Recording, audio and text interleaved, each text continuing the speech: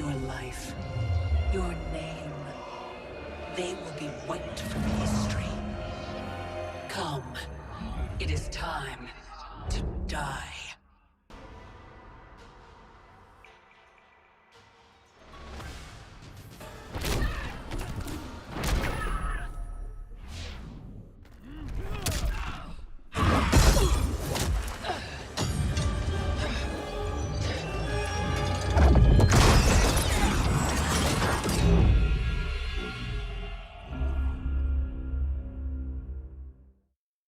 I'd snuffed out every devil in hell until Netherrealm invaders showed up to piss me off.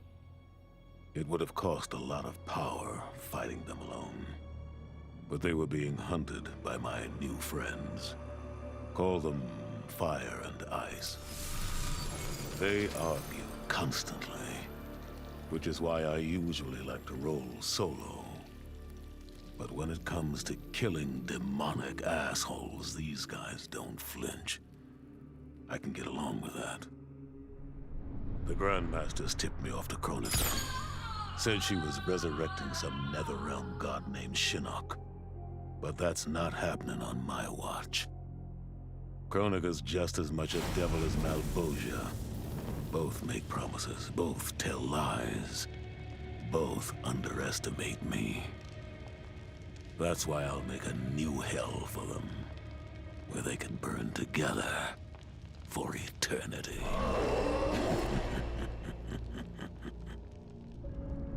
The Netherrealm's locked down, but there's still 8 hells left to purge. It's time to bring up the reserves. I made choices in my life that sealed my fate. I'm beyond redemption. But even the damned are capable of doing some good. So all you devils out there, making false promises and spewing lies, we're coming, and you don't have a chance in hell. It was an epic accident that brought the Terminator here, rather than to his own Earth's past. But it didn't take long for him to adapt. He figured that terminating Kronika and taking her hourglass gave him the best chance at achieving his mission objective: destroying humanity so that the machines prevail. Turns out the hourglass wasn't the ultimate weapon.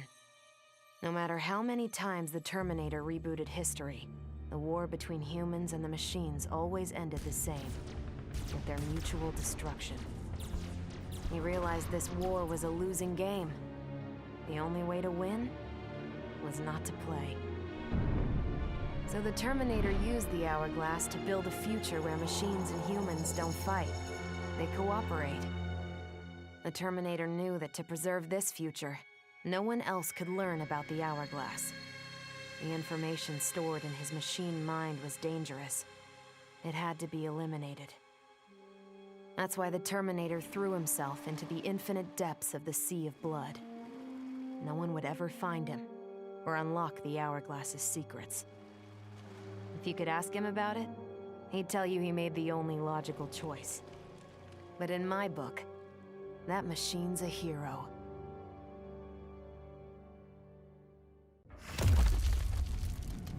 The Xenomorph.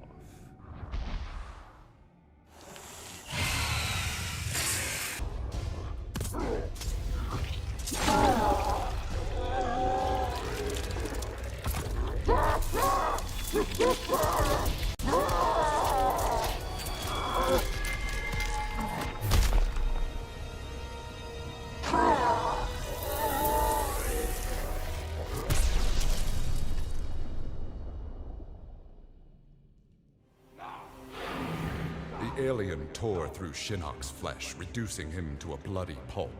The creature then returned to its nest in Outworld. It continued to venture forth looking for suitable hosts for use in establishing a new hive. The alien found more than a few intriguing species and dragged them back to its lair.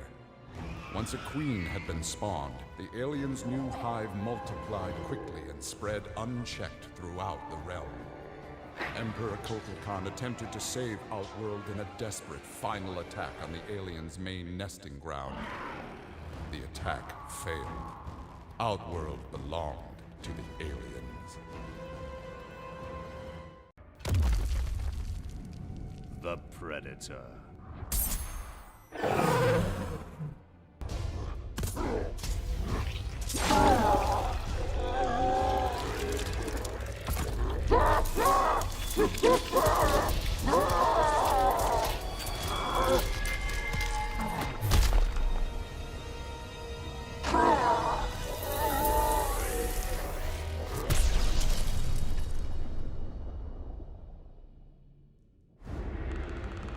This world called Earth produced many worthy opponents, which made for excellent sport.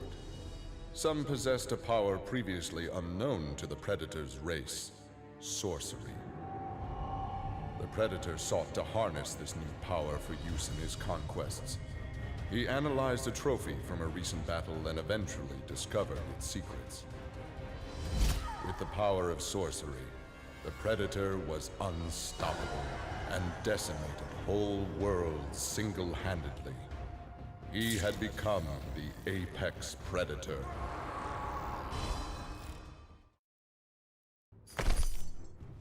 You will not see the end of this day.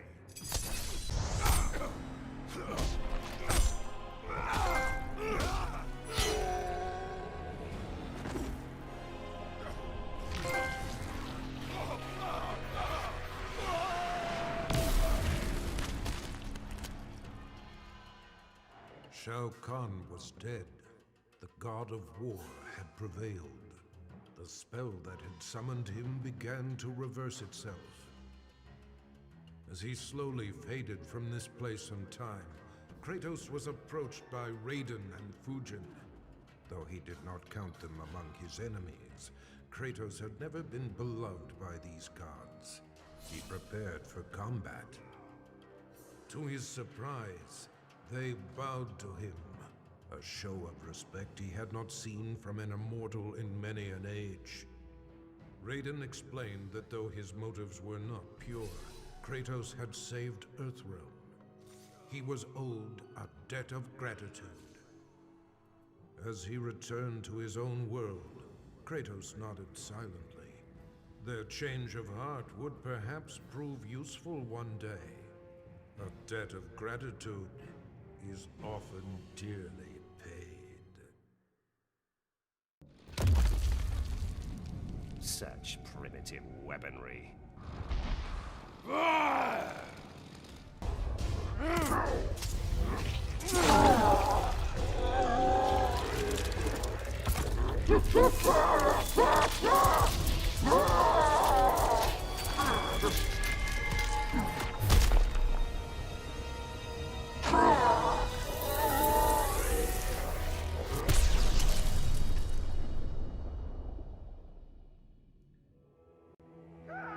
Leatherface had cut down the old man in the strange outfit.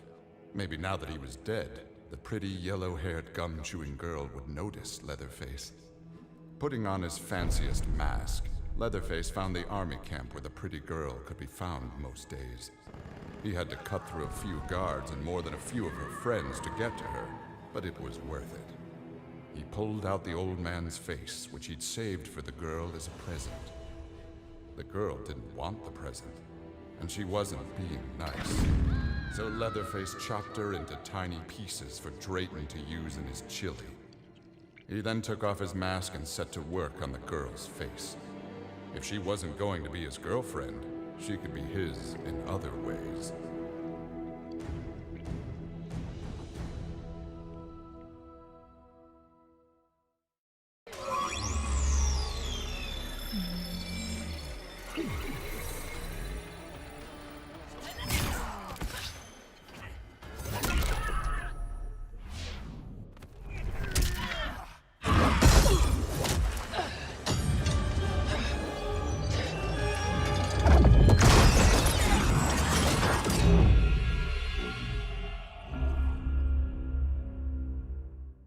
This was my dream vacation. I saw mayhem, mutilation. It was all a gas. For a while. But these nincompoops, they didn't really get me. Not even that pretty boy, Ninja Mime.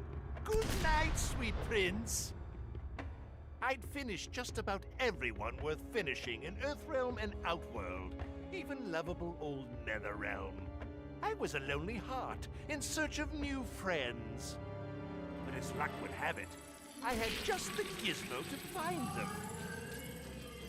And oh, the hourglass spoiled me. Havoc and I are going to be bosom buddies. And what's that? My new pal knows an entire realm devoted to law and order, and he exists solely to disrupt it. Well, I say, he and I need to get busy. Meet the League of Misunderstood Maniacs. We're giving Order Realm an enema. And when we're done, who knows where we'll crash next?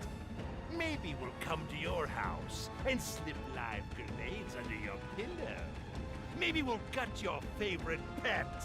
Or maybe we'll just break your TV right now.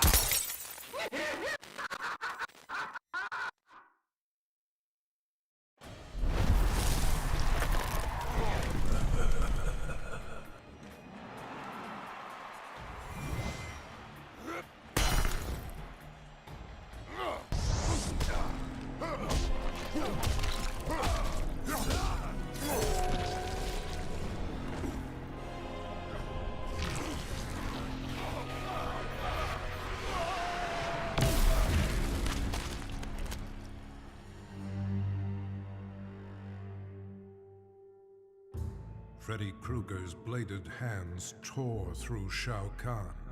The demonically enhanced weapons had been more than a match for the Emperor's dark magic.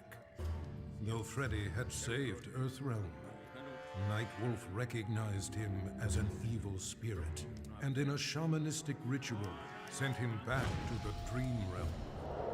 But that decision proved ruinous. Freddy did not resist. He welcomed a return to immortality.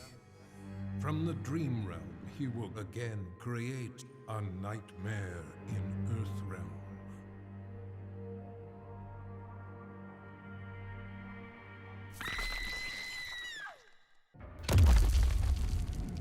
Jason Voorhees.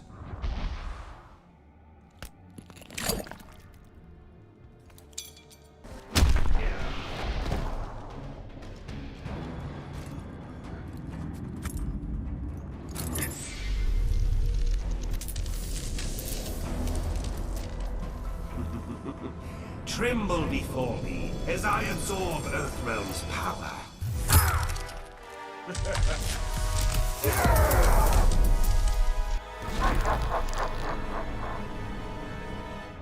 Final round, fight.